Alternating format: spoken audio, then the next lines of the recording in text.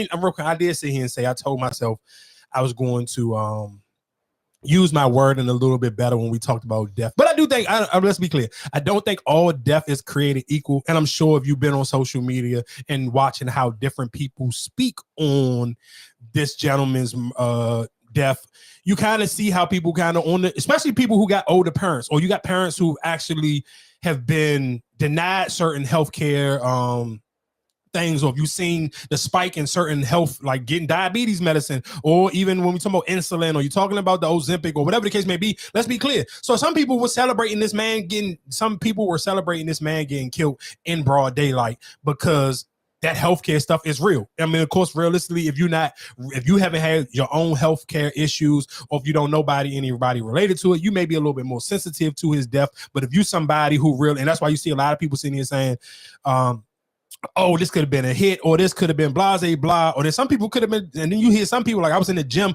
and I was listening to two older military dudes talk about it, and they kind of just threw it off this could be easily somebody who served in the military who just didn't get they just didn't get their healthcare just in the trash. And I was listening to them talk about it because they was like describing, just because both of these gentlemen, I guess they know each other from serving in the military, and the way they were talking about it, like what he didn't seem like unbelievable to them. Because I mean, if you served in the military, and I'm talking about not just somebody, oh yeah, I served in the army, I'm talking about somebody who actually literally had went to war and served some real time and actually then kill people serving in the military.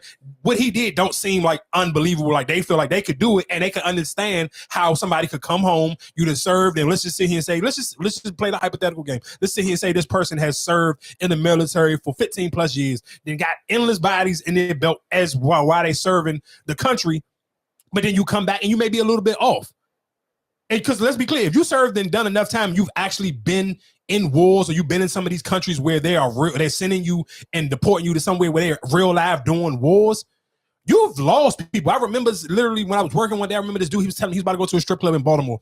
And he was telling me, he was like, man, it was me and this dude. We was like 7 years in, and I literally seen him get blown up right beside me. Like I can't imagine. So you kind of, when you see stuff like that, you mentally kind of ain't going to never be okay. Like you can't tell me just think about sometimes if, I don't know how many of y'all just sit here and maybe scrolling too late at night, and then the last couple of videos you may be watching got something to do with death. 9 times out of 10, you're going to have a dream about that. So just imagine, or it may not be a dream to that extreme, exactly what happened, but your dream may be catered to whatever the last video you may have seen, especially if it's something tragic.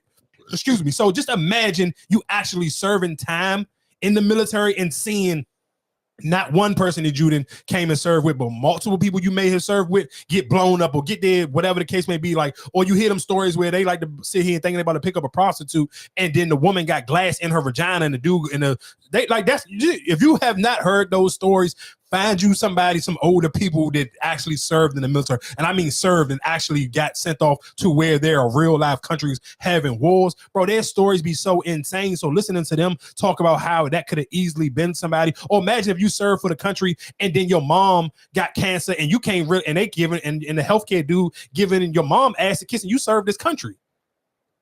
And that's why they were sitting here saying, that's why I don't know about what they were saying on the bullets where it was like denied or something. I can't remember whatever the 3 words was on the 3 different bullets. But just hearing those things, and you hearing military people actually talk about, and I'm sure they not talking just hypothetically, they talking because they served and they know people when they serve this country, and their family members may not have good health care. And some people don't. Like I said, when I sit here and say this every time, I've been saying this at least for like the last 2 months, bro, people's level of crash out, everybody's level of crash out ain't the same. Everybody can't tolerate life hitting them the same way. So you hit this speed bump of a thing that they call life. Everybody don't tolerate it the same way. So somebody can sit here and say, I done served, let's just sit here again, we'll say the hypothetical, I served 15 years in the military, and then I come back and my wife or my mom got cancer, and now you telling me I can't get good health care, but I served for this country for 15 years, but you sitting here leaving my mom or my wife to die because you don't want to give them the proper treatment? Like, I believe Blue Cross or Blue Shield, I believe they had something, and they kind of had to take theirs back because they were sitting here saying they was putting a limit on, or putting a cap on the anesthesia. So you could be under surgery, and if your anesthesia way off for an hour, you SOL. So just kind of when you hearing all of these stories, and that's why people was kind of like, after the dude for the UnitedHealthcare, people was like, they was tagging the dude from the Blue Cross Blue Shield jump. Because that's crazy. As much money as you pay every 2 weeks or every week, however you get paid for the healthcare, is no reason why it should be like this. Why is it like this? You playing with people. Of course. And I think that's why realistically in this kind of just like the decent human, nobody wants to sit here and get on a microphone or just be using a platform and kind of be championing somebody getting killed. But then it's still just like the other human to you is kind of like, but when you're hearing people tell some of these tragic stories on how the healthcare system is playing with their relatives, again, when I sit here and say this all the time, you can't control how another person is, how far they're willing to take their crash out. And just because it seemed like a little bit more methodical for the average person, but yeah, the average person ain't served time in the military neither.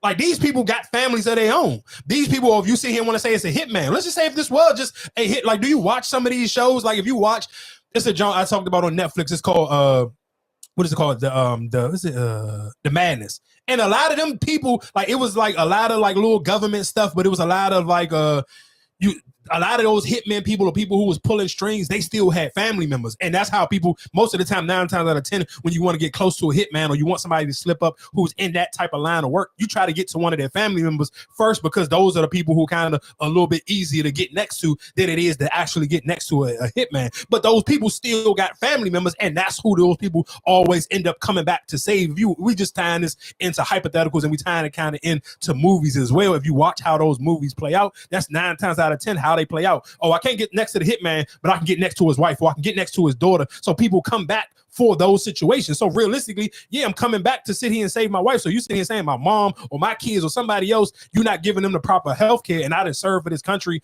or I didn't, like you said, they taking check money out of my check every week or every 2 weeks to sit here and pay it. And then you sit here saying now they're getting denied for whatever service they need, or they got to pay extra for this type of service or this anesthesia or this chemo treatment or whatever the case may be. Bro, people crash out level is different. And I get it for most black people. Again, I tell y'all, sometimes y'all crash out don't be really on shit, and y'all really don't be willing to take it there. Them white people really be to take it there. And you can kind of tie that into Donald Trump sitting here saying he's going to free the 6. I ain't mad at him. And when I say free the 6, and I ain't talking about Drake, I'm talking about the goddamn January 6 people. We're going to look at everything. We're going to look at individual cases, yeah. Okay. But I'm going to be acting very quickly. Within your first 100 days, first day? First day. First day. Yeah, I'm looking first day. Issue these pardons. These people have been there. How long is it? 3 or 4 years. Okay. You know, by the way, they've been in there for years, and they're in a filthy, disgusting place that shouldn't even be allowed to be open. I'm going to look at everything. We're going to look at individual cases. 4 million families in America who have mixed immigration status. So I'm talking about parents who might be here illegally, but the kids are here legally. Your borders are. You're talking about separation. Yeah, well, I mean, there are two aspects to this. Your border czar, Tom Homan, said they can be deported together. Correct. Is that the plan? Well, that way you keep well, I don't want to be breaking up families. So the only way you don't break up the family is you keep them together, and you have to send them all back. Even kids who are here legally? Well, what you're going to do if they want to stay with the father? Look, we have to have rules and regulations. You can always find something out like, this doesn't work, that doesn't work. I'll tell you what's going to be horrible. When we take a wonderful young woman who's with a criminal, and they show the woman, and she could stay by the law, but they show the woman being taken out, or they want her out, and your cameras are focused on her as she's crying, as she's being taken out of our country, and then the public turns against us. 4 million families. Yeah, so like I said, a reason why I even played that clip is because all of those things go together. Even when we are going back to the Quavo thing, and I'm sitting here saying how easy and quick and fast black people are willing to kind of turn on their own and say, oh, this person fell off. Just look at Donald Trump. He didn't listen to, and reason why I respect this level of gangster, because he didn't turn on the people who rode for him. This is my fans. I'm never going to switch up on my fans, because my fans, their level of crash out is completely different from black people. Again, to me, sometimes and that's the sad thing, I guess, and that's probably the most frustrating thing when you talk about black people, you talk about the black culture, where it's like, we'll sit here and harm each other over petty shit, but you ain't willing to really take it there on some other shit. You think about it. Even when you seen that, but even when that news first broke about the dude smoking the CEO of healthcare, and he tried, and the police officer in New York City was like, it was a light skinned man. First, you seen people going crazy. That ain't no damn light skinned man. That's a white man, clear as day. But you know why y'all was so quick to say that? Because for a fact black people ain't built like that. Let's just keep it a buck. You'll crash out on each other. We'll smoke each other for less. But when it comes to that type of shit, you wouldn't even think twice about it. And they know that. And that, again, when we talk about the January 6th shit, you know for a fact them people are built different. And if I'm an entertainer, I'd rather give me that type of Donald Trump fan base than I sit here and want you wishy-washy ass niggas who don't really want to support me for real, but y'all feel like you just gotta support me because I'm hot. But as soon as I get cold, you can't wait to tell the world I fell off. Man, yeah, free to 6. I ain't mad at Donald Trump, dog. I told you, I'm here for him to sit here and kick y'all little niggas back and so y'all can learn how to be regular human beings again. I told you, that was the type of shit I was on before they sit here and try to throw the mix in. And it was just him going head to head with fucking Joe Biden. Y'all knew that's how I was getting down. And it's time for y'all niggas to get back in line.